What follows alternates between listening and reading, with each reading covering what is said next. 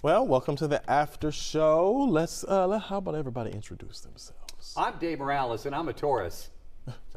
Well, I'm Delon Dillard, and I am, what was we doing, Zodiac? What am I, a Capricorn. Yo.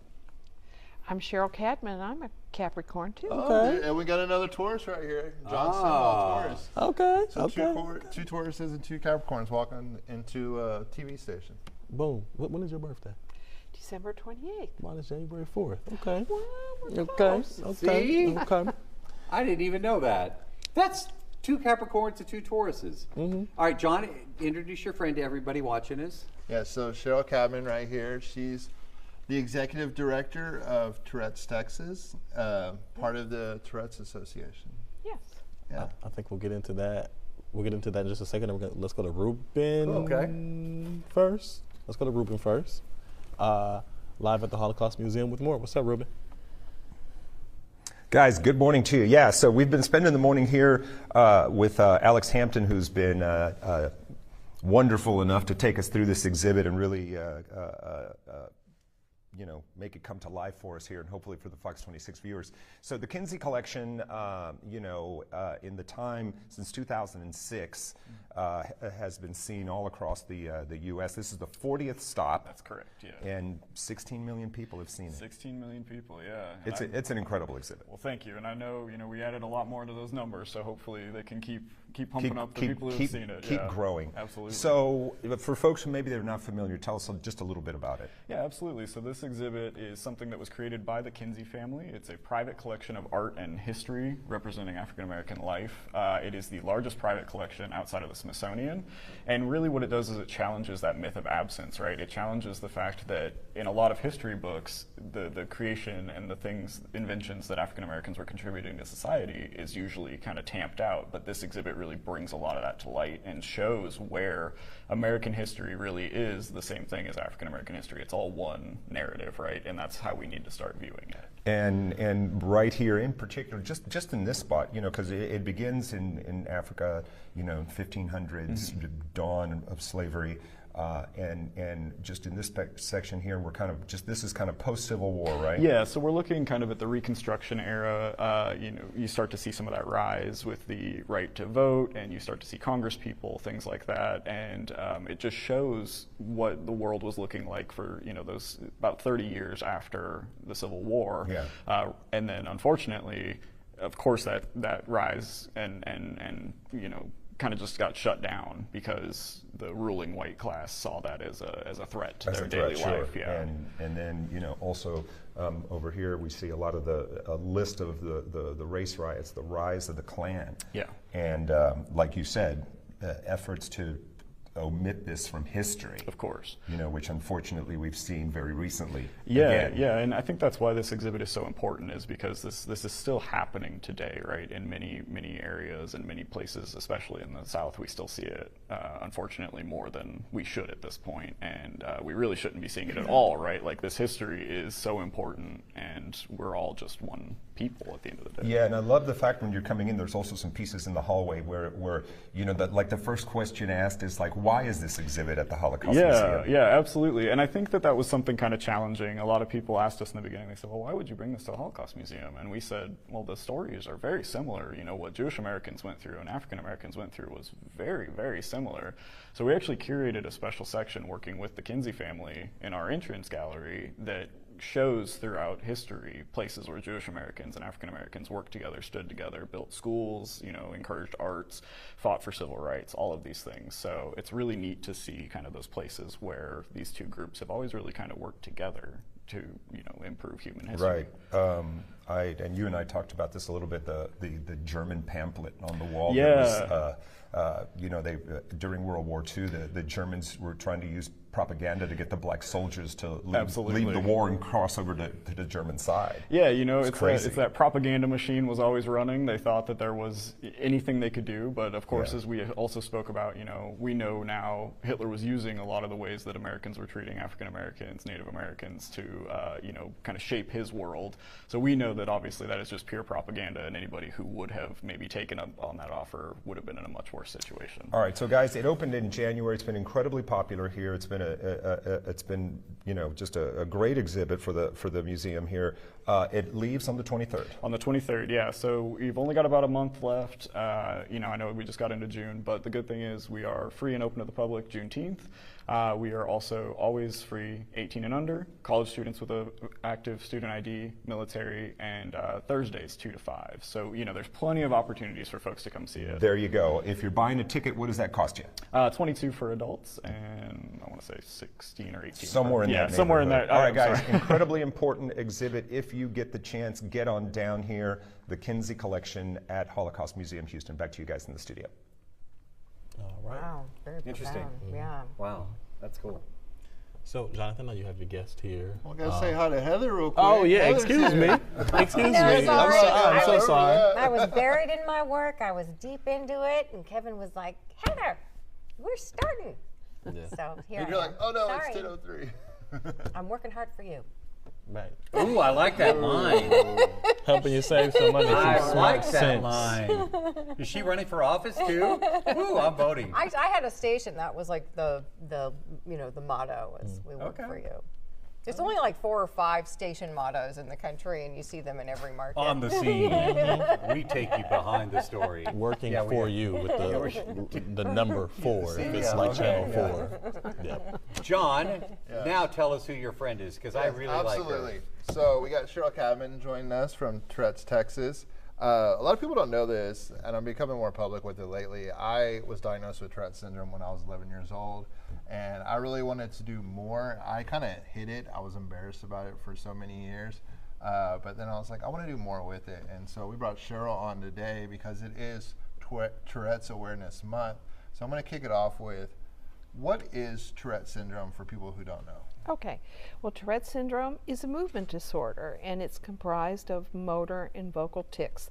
That means you have to make a sound and a movement that you can't control. And those symptoms have to be present for more than a year, and they have to come and go, because Tourette symptoms wax and wane and change over time with no measure of predictability. And in addition to that, there are 2 other things that are associated very commonly with Tourette, which is ADHD and OCD, obsessive compulsive disorder.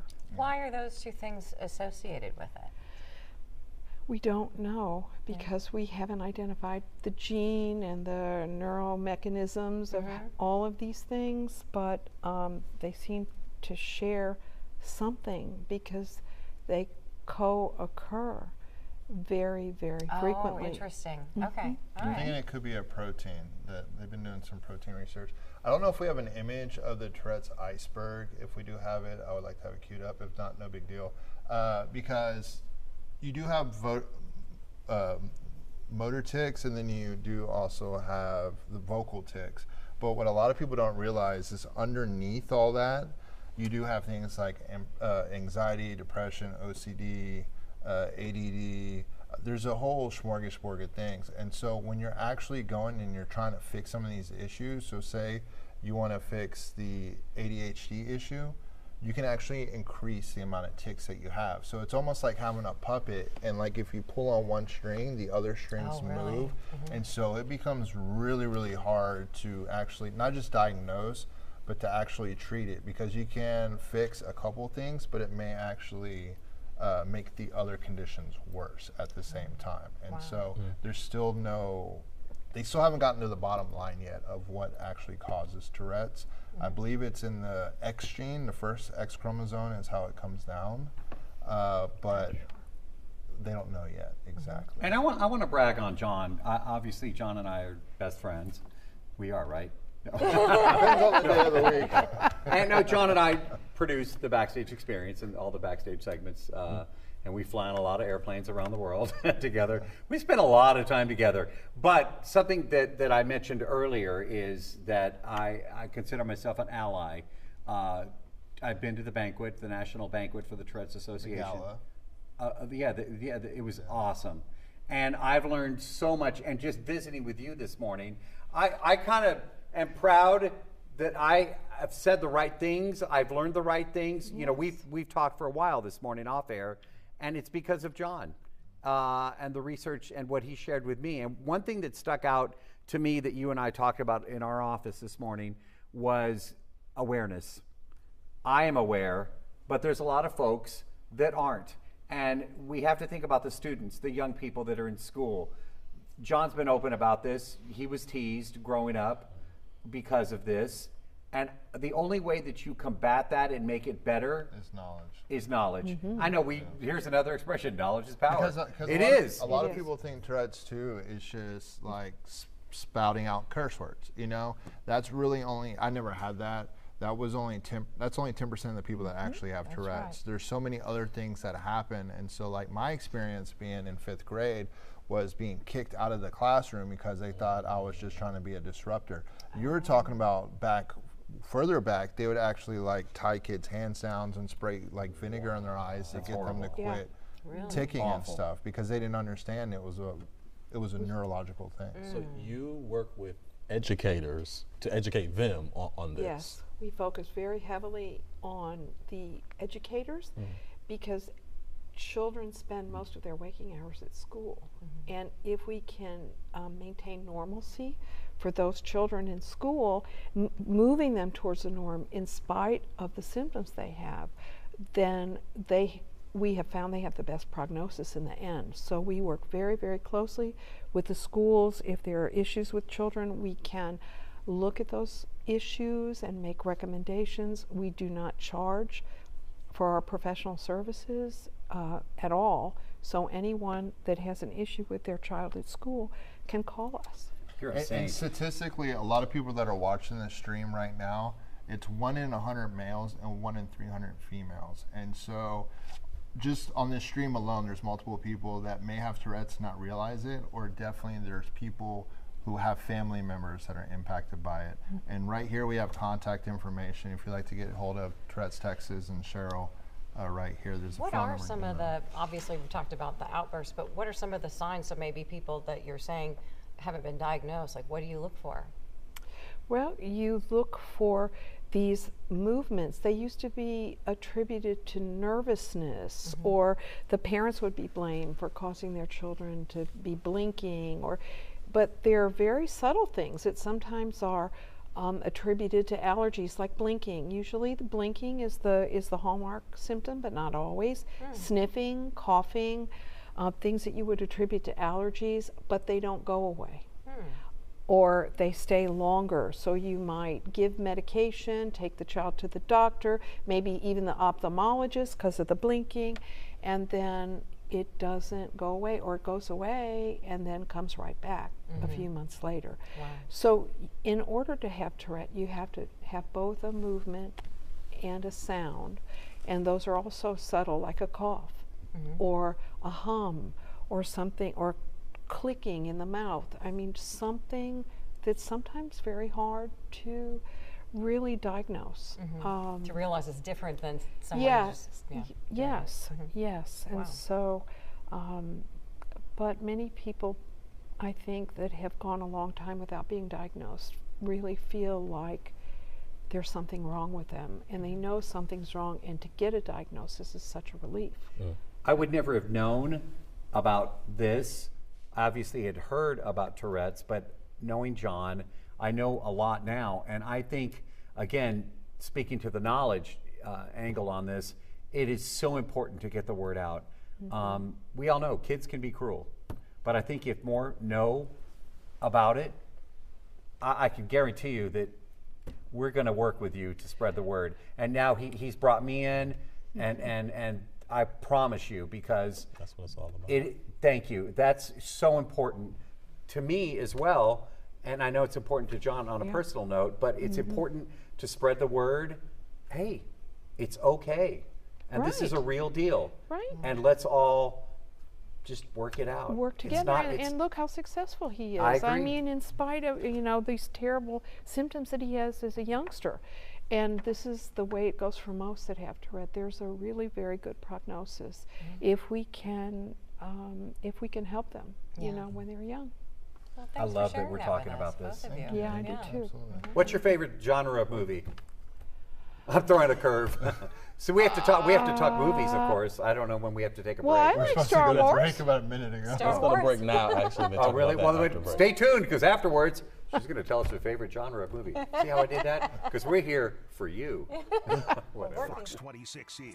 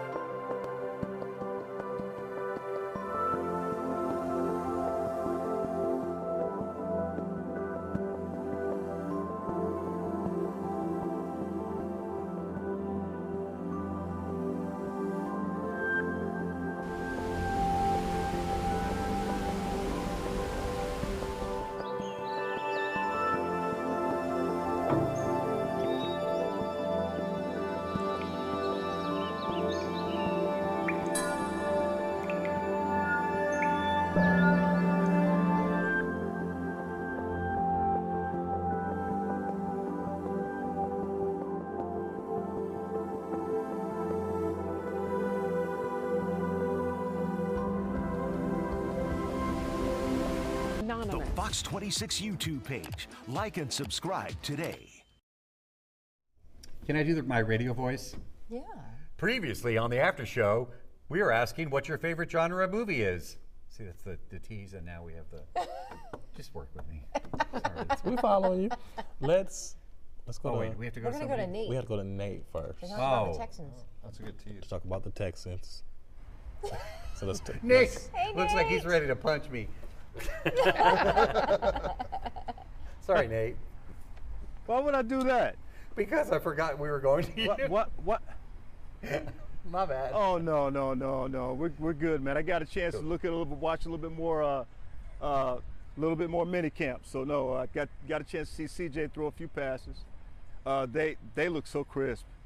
I mean, all you gotta do is just reach out and catch it. That's all you gotta do. If you have any kind of hands at all, just reach out and catch it. But yeah, it's I can feel the spirit over here. I can feel these guys are ready to go. You can feel they're inspired by the way they're working out, and they've been working all year long to get ready for this 2-day. It's not a voluntary minicamp; it's a mandatory minicamp. And Laramie Tunsil, I actually posted a picture of him on Twitter. This is the first time he's actually been here this year, so this is good. Involved in any kind of team activities. Let me make sure I clean that up. Team activities. So yeah, it's good to see him here. But I hear you guys been having a lot of fun. I've been listening to the show and kind of laughing back and forth, and while I was over there talking with the guys, and good to be out here with them, but also good to hear you guys having fun back there. So minicamp's underway. Pearland headed to the state, and Blinn coming back with a trophy. UT, they're probably going to end the Texas Longhorns. The ladies, they're probably going to end up winning the championship. So we'll tell you all about that tomorrow. That's all I got. Dave Morales, I have a question for Nate. Dude, is King Tuck okay? Astros looked great last night. Bregman, man, bats are coming to life, but King Tuck got injured. Have you heard any updates? Not yet. Now, we probably won't get that for another hour or so. He said that he was okay in the locker room last night. I actually ran that bite on him this morning. He said he was okay. Joe Espada is saying it's day to day, and it could be day to day. When you take a foul ball off your leg like that, off your shin like that, left-handed batter took it off of his right shin. It was right there.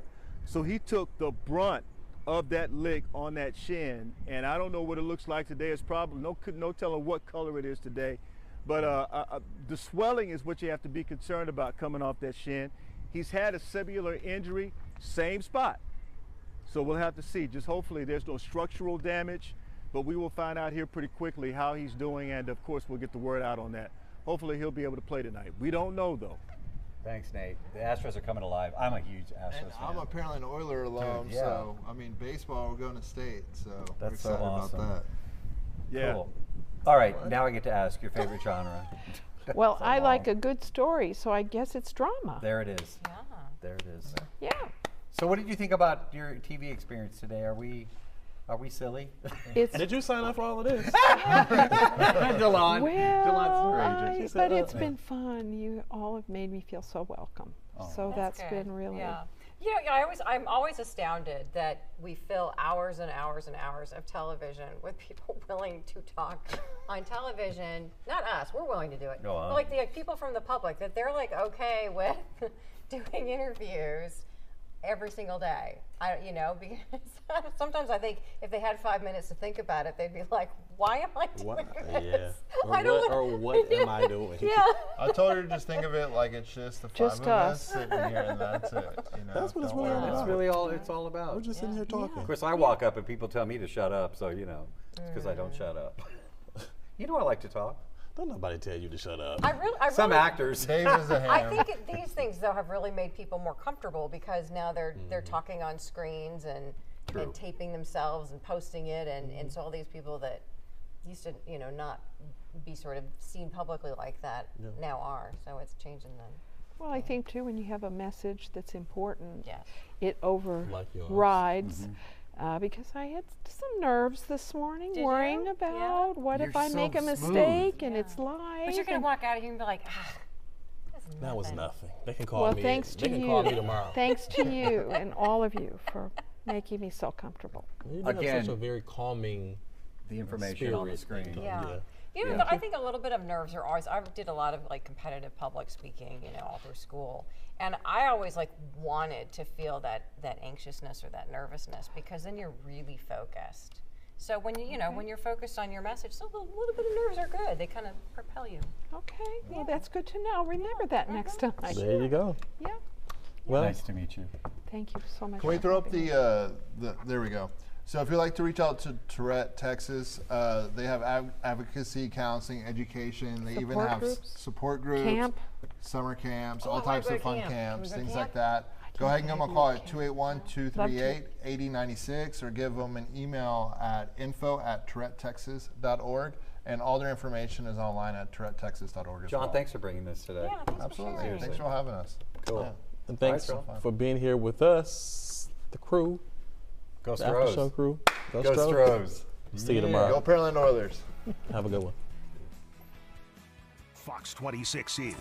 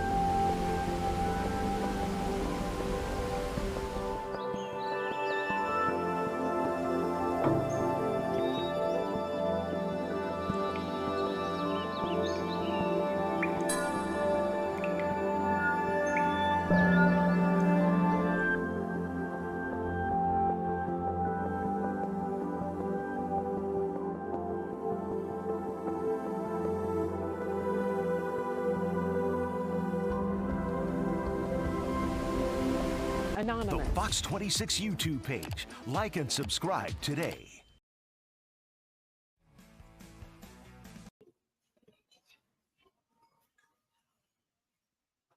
Okay, down.